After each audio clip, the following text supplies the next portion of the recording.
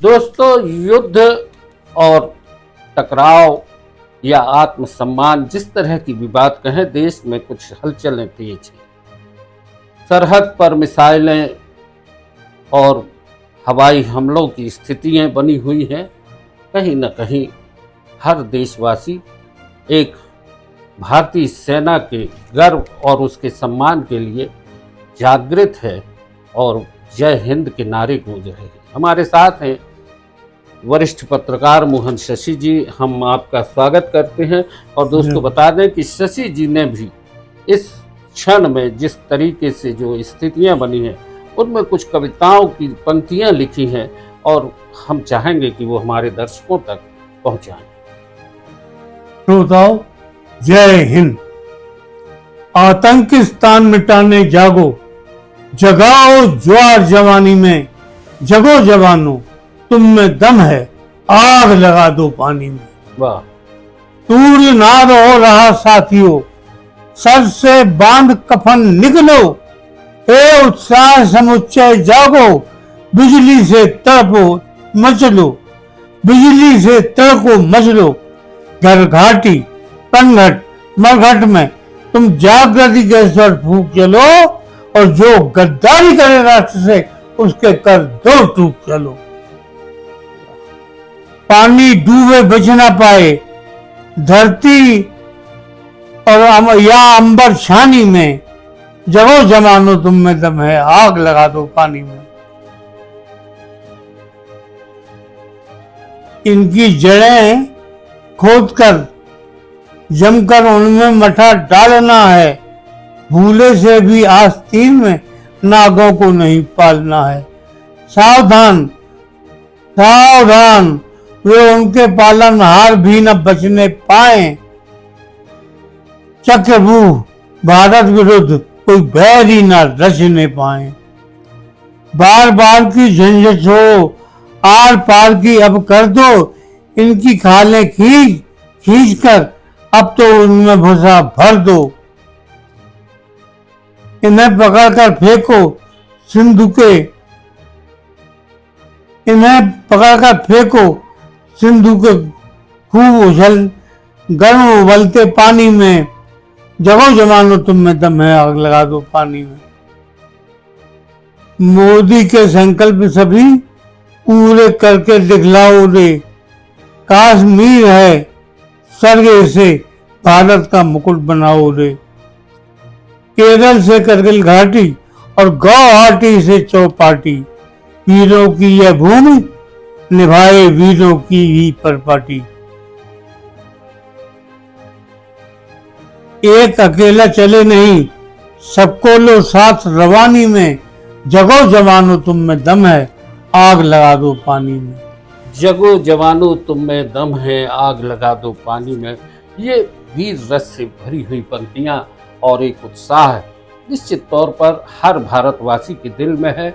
मोहन शशि जी ने उनको अपने शब्दों में एक ऐसी उससे भर के रखा है कि कहीं न कहीं हम सब में एक उत्साह जागृत होता है। शशि जी, आपने बहुत लंबा समय पत्रकारिता में बिताया है। 1962 में भारत चीन युद्ध हुआ, 1965 में भारत पाकिस्तान युद्ध हुआ, फिर 1971 में भी भारत पाकिस्तान युद्ध हुआ और उसके बाद भी कहीं न कहीं आतंकी घटनाएं होती रहीं। करगिल का एक युद्ध, एक जो समय आया वो भी हुआ। भारत के जवान लगातार सरहद पर चौकस हैं। बतौर पत्रकार आपने उस समय पत्रकारिता की है जब इतने संसाधन नहीं थे, ऐसे टीवी पर न्यूज़ नहीं मिलती थी, इतने सूचना के जो आज तमाम साधन उपलब्ध हैं, हाईटेक हो चुकी है पत्रकारिता, पर उस समय आप कैसे खबरों को संकलित करती थी और अखबारों में देती थी? मिश्र जी, मेरी पत्रकारिता मेरे मित्रों के बल पे जिंदा रही।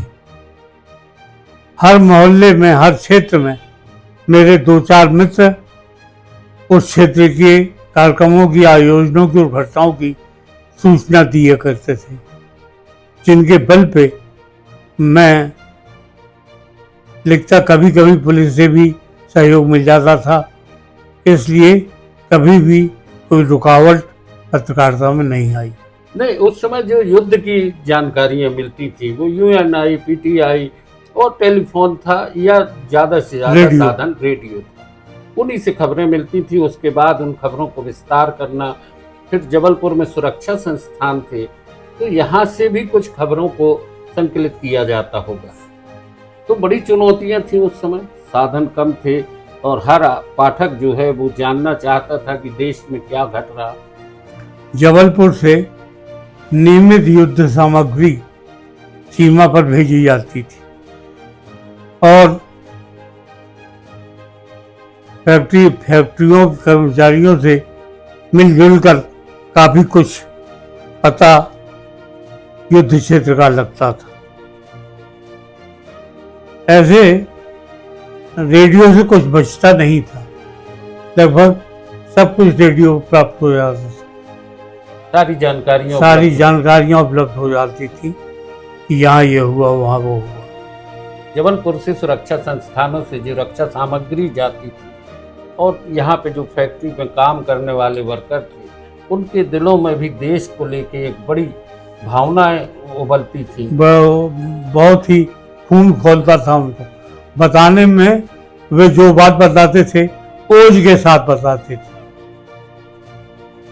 बड़ी जैसे स्वयं वही यह सामग्री ले जाके सीमा पर खड़े हो जाएंगे। जो यहाँ से हाँ, वाहन निर्माणी से जो हाँ, वाहन जाते थे और जो टैंक वगैरह यहाँ से जाते थे, जो मिसाइलें बनती थी, जो बम बारूद, ये इस तरीके की जो भी चीज़ें युद्ध पे काम आती हैं, उनको भेजते हुए सेना के लोगों को और जो सुरक्षा कर्मचारी हैं उनमें एक भावना रहती होगी कि उनकी मेहनत सरहद पे सिपाही के काम आएगी। मिश्र जी, अभी तो इन 4-5 दिनों में अपन ने देखा, पिछले बहुत कम वो जनता में वो उत्साह, वो जोश था कि रास्ते चलते, स्कूल कॉलेज जाते बच्चे जय हिंद के नारे लगाते थे। एक वातावरण बन जाता था और करीब करीब हर होटल, चाय पान की दुकान, चाहे वो टपरे वाले ही क्यों ना हो, उनमें रेडियो लगे थे, जहाँ लोग खाते पीते कम से रेडियो ज्यादा सुनते थे। समाचारों के प्रति बेहद रुझान थी लोगों में। पूरा देश भारतीय सेना के साथ खड़ा हो जाता पूरा था देश, और एक तरह से युद्ध की जो स्थितियां हैं उनमें पल पल नजरें रखी जाती थी। अभी जो स्थितियां सामने आई हैं, जिस तरह से ये ऑपरेशन सिंदूर हुआ है, तो आपको क्या लग रहा है कि भारतीय सेना के तो आज बहुत आगे हाईटेक हो चुकी है और जिस तरीके से मुंह तोड़ जवाब दिया है, निश्चित तौर पर पाकिस्तान को जिस तरीके से झुका दिया, एक तरह से ये बड़े गर्व की बात। तीनों सेनाओं के वीर जवानों को सलाम। निश्चित रूप से बड़ी बहादुरी से ऑपरेशन सिंदूर चलाया गया और अभी भी सेना सजग है हर मोर्चे पे, क्योंकि दुश्मन ऐसा इतना झूठा, बेईमान और मक्कार है कि उसका कोई भरोसा नहीं। जरा जरा सी बात में युद्ध विराम का उल्लंघन करता है, उसका क्या भरोसा। इसलिए सीमाओं पर सैनिकों को सजग रहना ही आवश्यक है। दोस्तों, बहुत कुछ उबलता है, बहुत कुछ घटता है। बस एक बात जरूरी है, एक पत्रकार अपने भीतर उन चीज़ों को भी बचा के रखता है जो देश की सुरक्षा से जुड़ी हैं। कौन सी बातों को आप तक पहुंचाना है और कौन सी बातें सेना के लिए जरूरी, और अफवाहों से बचाने का भी प्रयास करें।